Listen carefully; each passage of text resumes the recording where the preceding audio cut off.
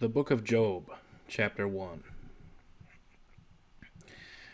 There was a man in the land of Uz whose name was Job, and that man was perfect and upright, and one that feared God and eschewed evil. And there were born unto him 7 sons and 3 daughters. His substance also was 7,000 sheep, and 3,000 camels, and 500 yoke of oxen, and 500 she-asses, and a very great household, so that this man was the greatest of all the men of the east. And his sons went and feasted in their houses, every one his day, and sent and called for their 3 sisters, to eat and to drink with them.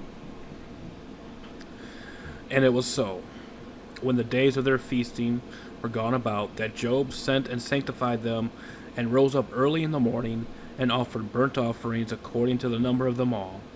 For Job said, It may be that my sons have sinned, and cursed God in their hearts. Thus did Job continually. Now there was a day when the sons of God came to present themselves before the Lord, and Satan came also among them. And the Lord said unto Satan, Whence comest thou? Then Satan answered the Lord, and said, From going to and fro in the earth, and from walking up and down in it. And the Lord said unto Satan, Hast thou considered my servant Job, that there is none like him in the earth, a perfect and an upright man, one that feareth God, and escheweth evil? And then Satan answered the Lord, and said, Doth Job fear God for naught? Hast not thou made an hedge about him, and about his house, and about all that he hath on every side? Thou hast blessed the works of his hands, and his substance is increased in the land. But put forth thine hand now, and touch all that he hath, and he will curse thee to thy face. And the Lord said unto Satan, Behold, all that he hath is in thy power. Only upon himself put not forth thine hand. So Satan went forth from the presence of the Lord. And there was a day when his sons and his daughters were eating and drinking wine in their eldest brother's house. And there came a messenger unto Job, and said, The oxen were plowing, and the asses feeding beside them. And the Sabaeans fell upon them, and took them away.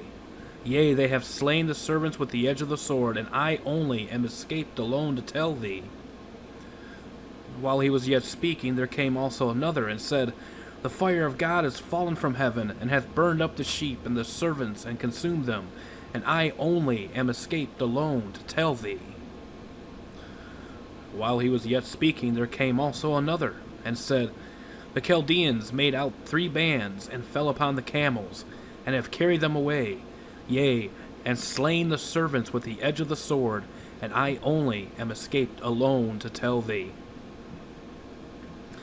While he was yet speaking, there came also another, and said, Thy sons and thy daughters were eating and drinking wine in their eldest brother's house.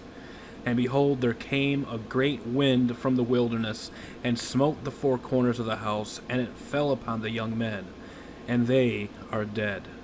And I only am escaped alone to tell thee. Then Job arose, and rent his mantle, and shaved his head, and fell down upon the ground, and worshipped, and said, Naked came I out of my mother's womb, and naked shall I return thither. The Lord gave, and the Lord hath taken away. Blessed be the name of the Lord. In all this Job sinned not, nor charged God foolishly. Chapter 2. Again, there was a day when the sons of God came to present themselves before the Lord, and Satan came also among them to present himself before the Lord. And the Lord said unto Satan, From whence comest thou? And Satan answered the Lord, and said, From going to and fro in the earth, and from walking up and down in it. And the Lord said unto Satan, Hast thou considered my servant Job, that there is none like him in the earth, a perfect and an upright man, one that feareth God and escheweth evil? And still he holdeth fast his integrity, although thou movest me against him to destroy him without cause. And Satan answered the Lord and said, Skin for skin, yea, all that a man hath will he give for his life. But put forth thine hand now, and touch his bone and his flesh, and he will curse thee to thy face. And the Lord said unto Satan, Behold, he is in thine hand, but save his life. So went Satan forth from the presence of the Lord, and smote Job with sore boils from the sole of his foot unto his crown. And he took him a potsherd to scrape himself withal, and he sat down among the ashes. Then said his wife unto him, Dost thou still retain thine integrity? Curse God and die. But he said unto her, Thou speakest as one of the foolish women speaketh. What, shall we receive good at the hand of God, and shall we not receive evil? And all this did not Job sin with his lips. Now when Job's 3 friends heard of all this evil that was come upon him, they came every one from his own place. Eliphaz the Temanite, and Bildad the Shuhite, and Zophar the Naamathite, for they had made an appointment together to come to mourn with him and to comfort him. And when they lifted up their eyes afar off, and knew him not, they lifted up their voice and wept, and they rent every one his mantle, and sprinkled dust upon their heads toward heaven. So they sat down with him upon the ground 7 days and 7 nights, and none spake a word unto him, for they saw that his grief was very great. Chapter 3.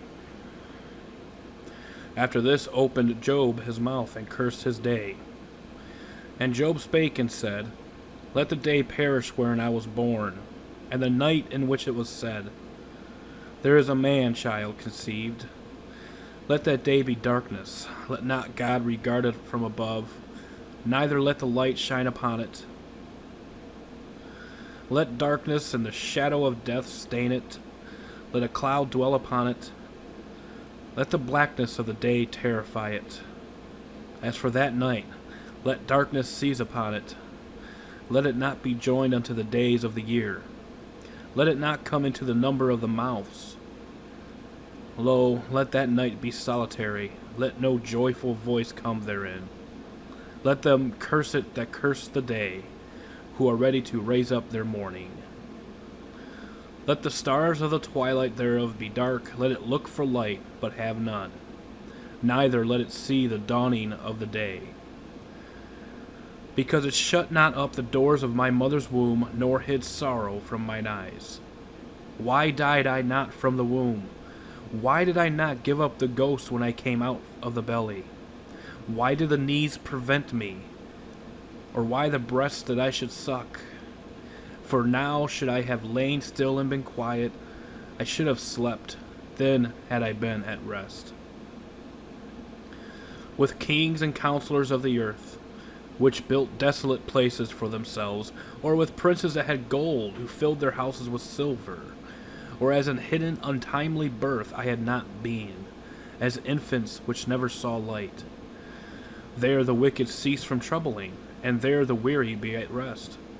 There the prisoners rest together, they hear not the voice of the oppressor. The small and great are there, and the servant is free from his master.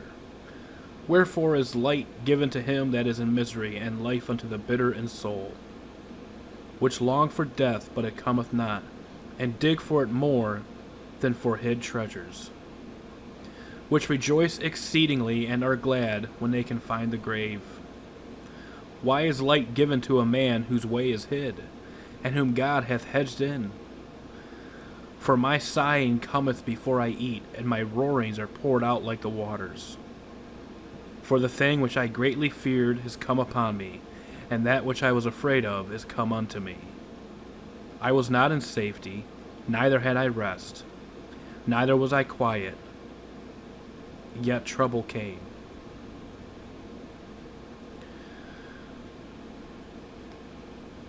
Then Eliphaz the Temanite answered and said, If we essay to commune with thee, wilt thou be grieved?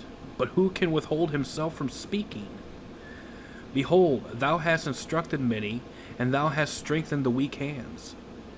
Thy words have upholden him that was falling, and thou hast strengthened the feeble knees. But now it is come upon thee, and thou faintest. It toucheth thee, and thou art troubled. Is not this thy fear, thy confidence, thy hope, and the uprightness of thy ways? Remember, I pray thee, whoever perished being innocent, or where were the righteous cut off? Even as I have seen, they that plow iniquity and sow wickedness reap the same. By the blast of God they perish, and by the breath of his nostrils are they consumed. The roaring of the lion, and the voice of the fierce lion, and the teeth of the young lions are broken. The old lion perisheth for lack of prey, and the stout lion's whelps are scattered abroad. Now a thing was secretly brought to me, and mine ear received a little thereof. In thoughts from the vision of the night, when deep sleep falleth on men, fear came upon me, and trembling, which made all my bones to shake. Then a spirit passed before my face. The hair of my flesh stood up. It stood still, but I could not discern the form thereof. An image was before mine eyes. There was silence, and I heard a voice saying, Shall mortal man be more just than God? Shall a man be more pure than his Maker? Behold, he put no trust in his servants, and his angels he charged with folly. How much less in them that dwell in houses of clay, whose foundation is in the dust, which are crushed before the moth. They are destroyed from morning to evening. They perish forever without any regarding it.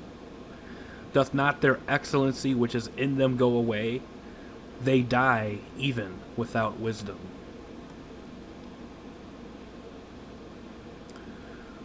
Chapter 5. Call now, if there be any that will answer thee, and to which of the saints wilt thou turn? For wrath killeth the foolish man, and envy slayeth the silly one. I have seen the foolish taking root, but suddenly I cursed his habitation. His children are far from safety, and they are crushed in the gate. Neither is there any to deliver them. Whose harvest the hungry eateth up, and taketh it even out of the thorns, and the robber swalloweth up their substance. Although affliction cometh not forth of the dust, neither doth trouble spring out of the ground, yet man is born unto trouble as the sparks fly upward. I would seek unto God, and unto God would I commit my cause, which doth great things and unsearchable, marvelous things without number, who giveth rain upon the earth, and sendeth waters upon the fields, to set up on high those that be low, that those which mourn may be exalted to safety. He disappointeth the devices of the crafty, so that their hands cannot perform their enterprise. He taketh the wise in their own craftiness, and the counsel of the froward is carried headlong. They meet with darkness in the daytime, and grope in the noonday as in the night. But he saveth the poor from the sword from their mouth, and from the hand of the mighty. So the poor hath hope, and iniquity stoppeth her mouth. Behold, happy is the man whom God correcteth. Therefore despise not thou the chastening of the Almighty. For he maketh sore and bindeth up. He woundeth, and his hands make whole. He shall deliver thee in 6 troubles, yea, in 7 there shall no evil touch thee. In famine he shall redeem thee from death, and in war from the power of the sword. Thou shalt be hid from the scourge of the tongue, neither shalt thou be afraid of destruction when it cometh. At destruction and famine thou shalt laugh, neither shalt thou be afraid of the beasts of the earth. For thou shalt be in league with the stones of the field, and the beasts of the field shall be at peace with thee. And thou shalt know that thy tabernacle shall be in peace, and thou shalt visit thy habitation, and shalt not sin.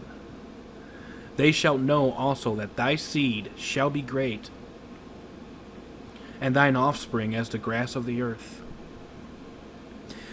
Thou shalt come to thy grave in a full age, like as a shock of corn cometh in his season.